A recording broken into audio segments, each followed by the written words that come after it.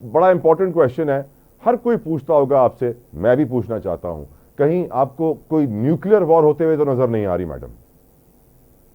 नहीं, मेरा नहीं ख्याल कि न्यूक्लियर वॉर की तरफ कोई भी सेन मुल्क जा सकता है।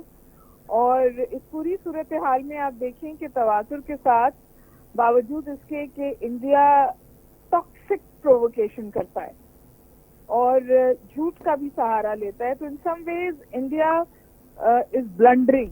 लेकिन पाकिस्तान की मेच्योरिटी ऑफ कंडक्ट भी है और मेच्योरिटी ऑफ रिस्पॉन्स भी है। तो इस वजह से सूरत हाल जो है होपफुली डिफ्यूज होनी चाहिए। But it has India was trying to create new normal. India चाह रहा था कि वो एक बार फिर करके थोड़ी एक्सेसेस करे, इंडस वाटर ट्रीटी को अबायंस में डाले और इससे इस सूरत हाल को वो निकाल दे, मतलब इस पे कोई रिएक्शन ना आए।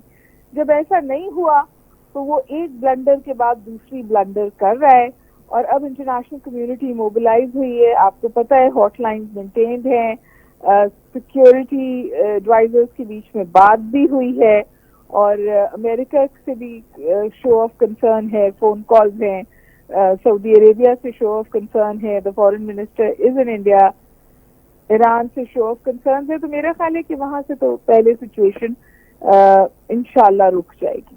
Another important question, information manipulation madam. India ने पहले खबर शाया की कि हाँ राफेल जहाज गिरे हैं, फिर उन्होंने वो सारी पब्लिशिंग साइट से हटा दी खबर। इंफॉर्मेशन मैन्युपुलेशन, इंडिया कह रहा है कि हमला किया है पाकिस्तान ने 15 हमारी बेसिस पे, DGISPR कह रहे हैं झूठी खबर है, हमने कोई हमला नहीं किया है। इस वक्त भी मकबूजा कश्मीर और राजस्थान में सायरन्स बजाए जा रहे हैं और लोगों में ये खौफ फैलाया जा रहा है, जिस तरह अमृतसर में भी किया गया कि रात को लाइटें ऑफ कर दी गई, सायरन्स बजाए गए। तो ये जो एक इंफॉर्मेशन मैन्युपुलेशन और नैरेटिव बयानिए की जंग दोनों मुल्कों में चल रही है, how do you see it madam? मेरा नहीं ख्याल कि हम कोई बयानी की जंग कर रहे हैं। हम सिर्फ अपने इंडिया के झूठ को घर तक पहुंचा रहे। पाकिस्तान को काउंटर नैरेटिव बनाने की जरूरत ही नहीं पड़ रही, वो सिर्फ इंडिया को एक्सपोज कर रहा है एक के बाद दूसरी जगह। और इस एक्सपोजर की वजह से और इस वजह से कि इंडिया के नैरेटिव जो है इस वक्त इंटरनेशनल कम्युनिटी ने बाय नहीं किया। India is in a bind, more so Modi government is in a bind.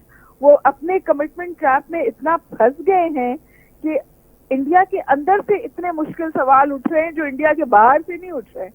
Pakistan इतने मुश्किल सवाल नहीं पूछ रहा जितने मुश्किल सवाल इंडिया की कांग्रेस पूछ रही है कि अगर 3 दिन पहले से इंफॉर्मेशन थी तो ये एक्शन क्यों होने दिया।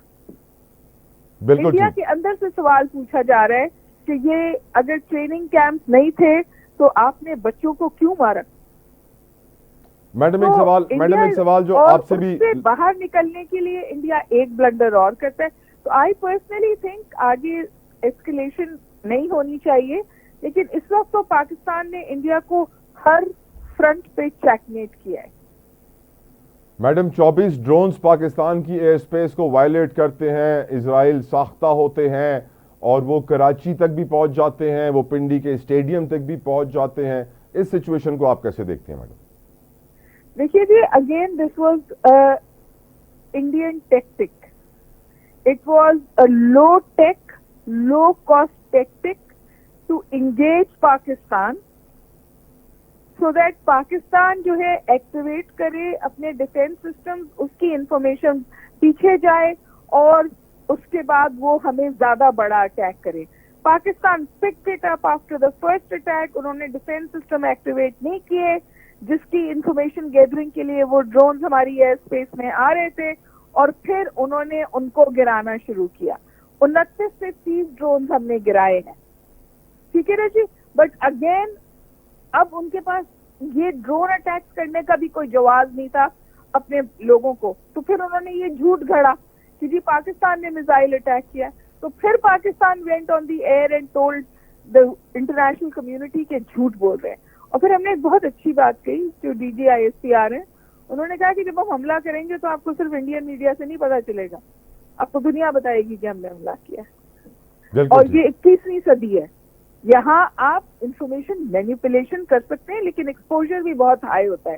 तो now India is under exposure और हमेशा पाकिस्तान डिफेंसिव पे होता था, अब के इंडिया डिफेंसिव पर है, बिकॉज ये झूठ इंडिया ने शुरू किया है।